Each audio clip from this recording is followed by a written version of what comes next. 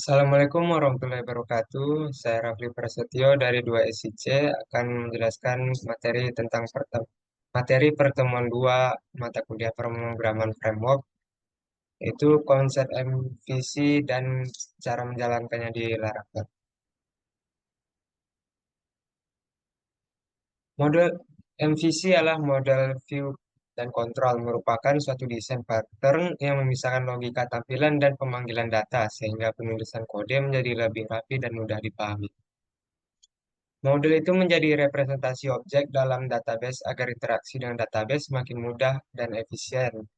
Laravel memiliki beberapa fitur untuk model, yaitu Eloquent, Eloquent ORM dan Soft Deletes.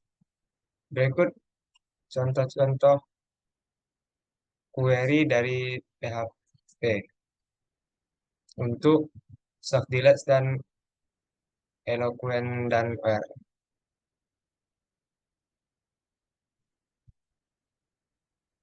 Penamaan file model disesuaikan dengan nama tabel yang ada pada database dan bersifat camel case. Berikutnya controller. Controller itu dia menjadi jembatan antara model dan view serta mengelompokkan logika program dalam penanganan request ke dalam suatu kelas. Contohnya, pegawai controller akan menangani semua request terkait pegawai seperti menampilkan, membuat, memperbarui, dan menghapus data. Contoh codingannya seperti ini. Beberapa jenis controller itu ada basic controller dengan kodenya seperti ini, lalu ada resource controller. Selanjutnya, penamaan file controller itu sama dengan penamaan model tadi ya, dengan menambahkan controller di belakang nama file dan bersifat camel case. Selanjutnya, view. View merupakan antarmuka yang bertugas menampilkan data yang dikirim dari controller secara default. View disimpan di direktori resource view. Selanjutnya ada root Laravel. Root pada Laravel merupakan suatu mekanisme yang menghubungkan URL yang di-request oleh user dengan function atau controller tertentu pada aplikasi web. Jenis-jenis root itu ada basic root dengan kodenya seperti ini. Untuk menjalankannya kita gunakan berikut tampilannya. Lalu untuk jenis root parameter, codingannya seperti ini. Dan cara menjalankannya di URL dengan menambahkan di belakangnya seperti ini.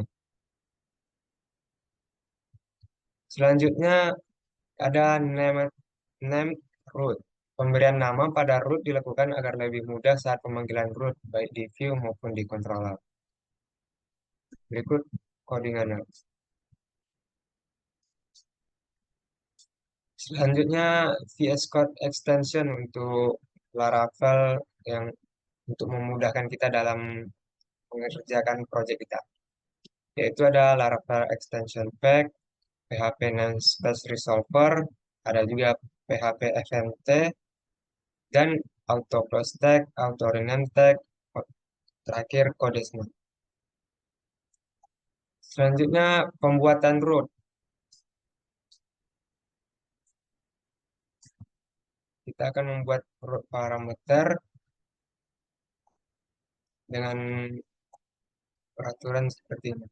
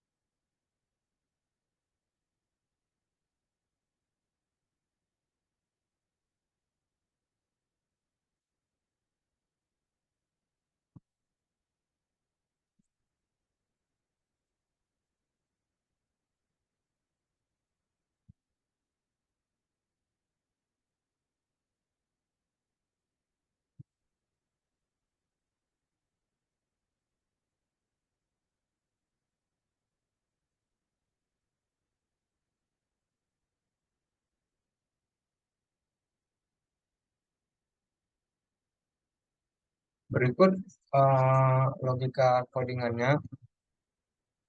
Jika parameter satu sama nol, maka cetak parameter 2. Untuk kondisi yang ini. Jika parameter 2 sama nol, maka cetak parameter satu. Untuk kondisi yang ini. Else, return parameter satu dikalikan dengan parameter 2. Jika kedua kondisi parameter sama nol, silakan masukkan parameter. Kenapa parameter yang ini, kenapa kondisi yang ini dibuat yang pertama kali? Karena jika kita buat param satu sama dengan nol atau param 2 sama dengan nol, maka kondisi yang ini tidak akan terjalankan. Coba jalankan website.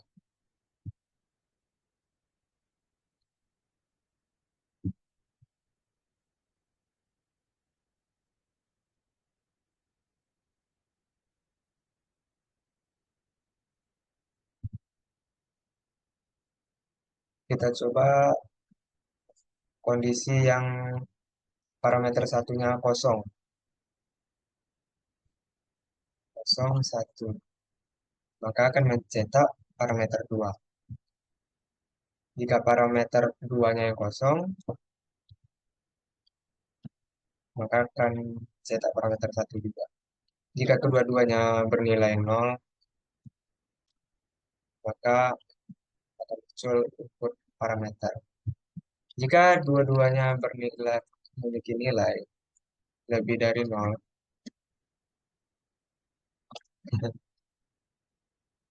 bentar,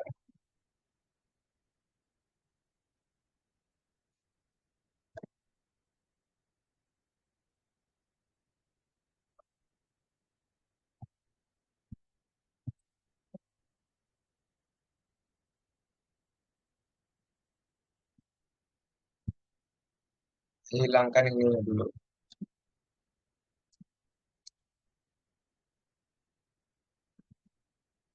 Lalu kita coba lagi. Maka dia akan melakukan operasi aritmatika. Kita ulangi, 3 kali 5, 15. Oke.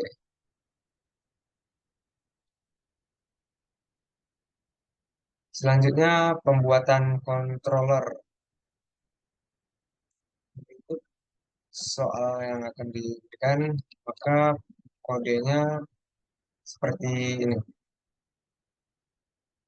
Di bagian controllernya dulu, kita membuat kelas tugas controller, membuat function daftar pegawai untuk menampilkan redirect ke halaman daftar pegawai. Function simpan pegawai untuk menampilkan data pegawai, itu nama, alamat, tanggal lahir. Function get pegawai ini untuk yang mengambil data pegawai ID sama dengan $ID. Ubah pegawai ini untuk merubah data ID dari si pegawai. Sedangkan menghapus pegawai ini menghasilkan string menghapus pegawai dengan ID sama dengan ID-nya. Kita coba jalankan. Oh ya, berikut apa rootnya. Untuk yang data pegawai seperti ini. Kita ketik pegawai, maka akan muncul redirect ke halaman daftar pegawai. Untuk menyimpan data pegawai, menampilkan data pegawai, kita bisa pegawai simpan nama, alamat, tanggal lahir. Pegawai simpan nama, tes, alamat, pekan baru.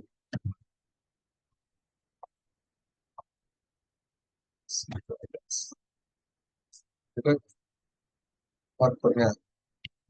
Selanjutnya untuk menginput ID, menginput data, kita klik input ID kita sembarang, maka outputnya seperti ini. Yang Selanjutnya, function untuk mengubah ID kita.